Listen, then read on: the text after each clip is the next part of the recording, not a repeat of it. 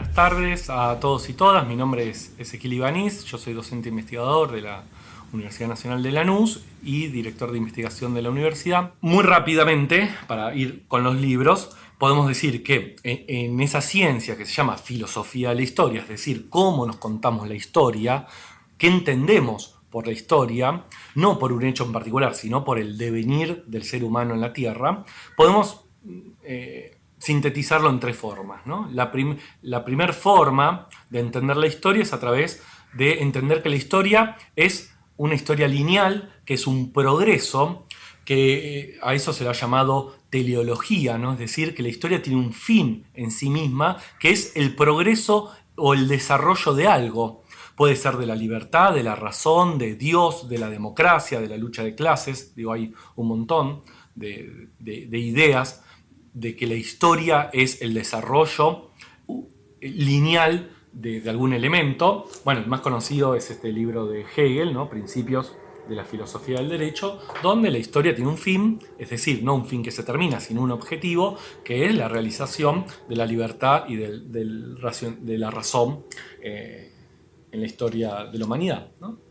Este es también otro librito, el Manifiesto Comunista, pero en realidad toda la obra de Marx tiene también una teleología, ¿no? Que es el desarrollo de la lucha de clases y que tiene como fin un Estado donde ya no hay lucha de clases.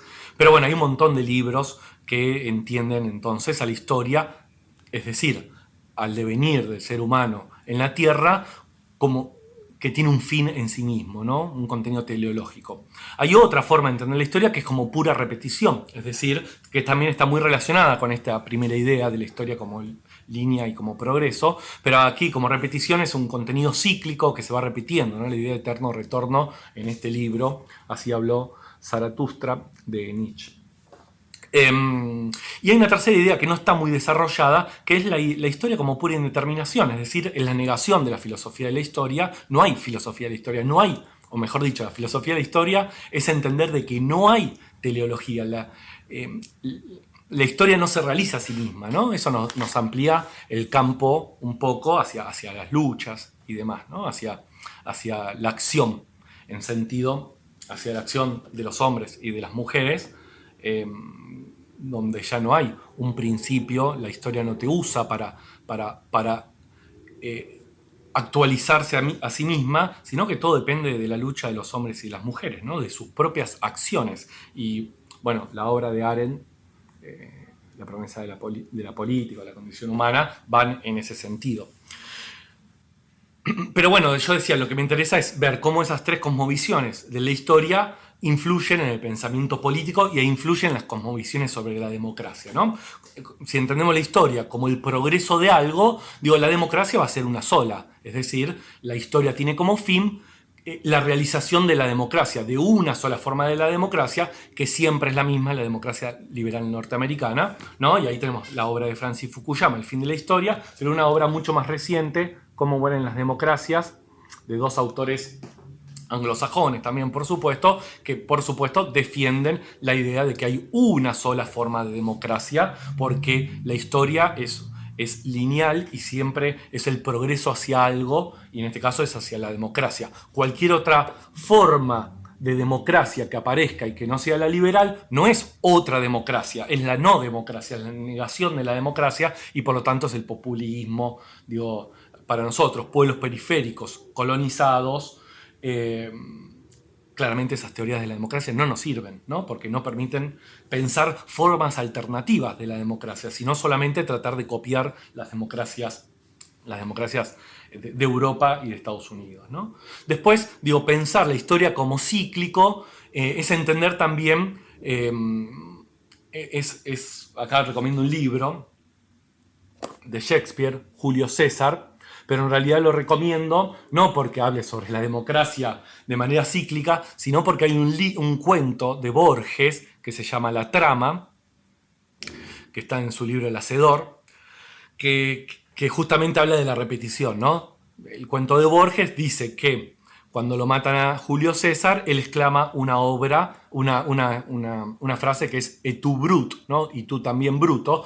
Y Borges dice después, en el siglo XIX, en Buenos Aires, en La Pampa, un paisano muere y también lo matan, ¿no? Como a Julio César, y él dice, pero che, ¿no? Y dice, ese tipo muere sin haber leído nunca Shakespeare, que es el que pone el grito de Et tu brut en la boca de Julio César, muere para que se repita la historia, ¿no? Esta cosa de que, bueno, cualquier experiencia es la repetición de otra cosa. La idea que más nos sirve de democracia como idea emancipadora es, creo, la idea de la historia como pura indeterminación, es decir, de pura posibilidad de crear algo nuevo porque nada está predeterminado, porque no hay ningún tipo de fundamento último que nos diga qué está bien, qué está mal, qué es ético, qué no, ¿no? Qué es la democracia y qué no.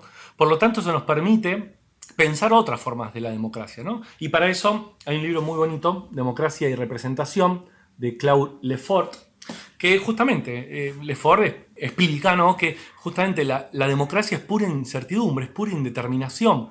Es el pueblo haciéndose a sí mismo constantemente. Un historiador argentino que se llama Julián Gallego tiene un libro muy bonito sobre la antigua Grecia, pero que él dice la democracia es pura anarquía, ¿no? Porque no hay ningún tipo de gestión de la incertidumbre y de la indeterminación que produce el pueblo reunido en asamblea. Ese pueblo reunido en asamblea no tiene sobre sí la idea de que hay que ir hacia una libertad, hacia una razón o lo que fuese. Ese pueblo reunido en asamblea, en ese momento en que está reunido en asamblea, decide lo que quiere, ¿no? Decide lo que le parece. Digo, y esa es soberanía popular y esa es la subjetivación del pueblo que en el mismo momento en que se reúne, se conforma y decide, ¿no? Por eso la democracia, en esta tercera idea de la historia como pura indeterminación, la democracia es pura anarquía, ¿no? Hay un componente anárquico que no es posible de gestionar por los poderosos. Bueno, son tres formas de pensar la democracia, de pensar la historia y que siempre está bueno abordarlas y discutirlas, ¿no? Porque justamente no hay ningún tipo de verdad y ningún tipo de certidumbre que nos diga en cuál de estas tres ideas de historia y de democracia pararse. Así que bueno, espero que haya sido entretenido al menos. Un gran abrazo a todos y todas.